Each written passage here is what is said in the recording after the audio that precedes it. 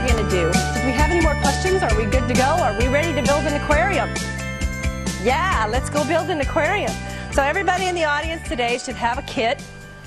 If you don't have your kit yet, you can still order one, get it later, come back and do the video again.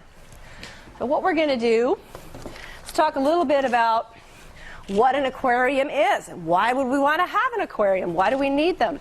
Well, an aquarium is an artificial habitat. It's a habitat that we've created for fish and other aquatic creatures to live in. Now, why would you want to have an aquarium? Well, there's lots of different reasons. Probably the number one reason that people keep aquariums is for pets or as a hobby, because they enjoy watching aquatic creatures and they like to keep them in their home where they can enjoy them. Another reason would be education, and that would be the mission of the Monterey Bay Aquarium. Monterey Bay Aquarium's primary goal is education and conservation.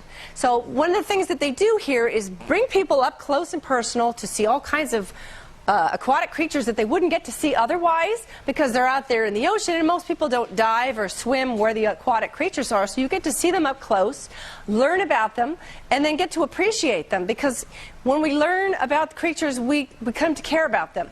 And we tend to conserve and protect creatures that we care about. So that's one of the important education missions of the Monterey Bay Aquarium. Another reason that people would keep aquariums is for research. We talked about that a little bit earlier. Scientists who want to observe a living thing throughout its entire life cycle will keep a creature in an aquarium where they can closely observe the entire life cycle. Now, there's a few important points that I wanted to cover about having an aquarium before we actually put it together. Always make sure you do your research first. There are lots of different types of beautiful fish that you'll find at your local pet store, but they don't all get along. So it's very important to go to the store first. Look at all the different kinds of fish, and if there's some that interest you, write down their names and take them home.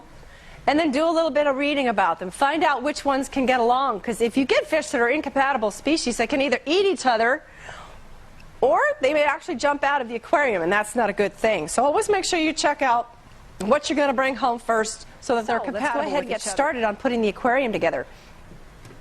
You've got several pieces here. This, most obviously, is the tank that you're going to put the water in. Before you fill it up, the one thing that you need to remember is that this was manufactured in a manufacturing facility, and there may be residues on here that would be harmful to your fish.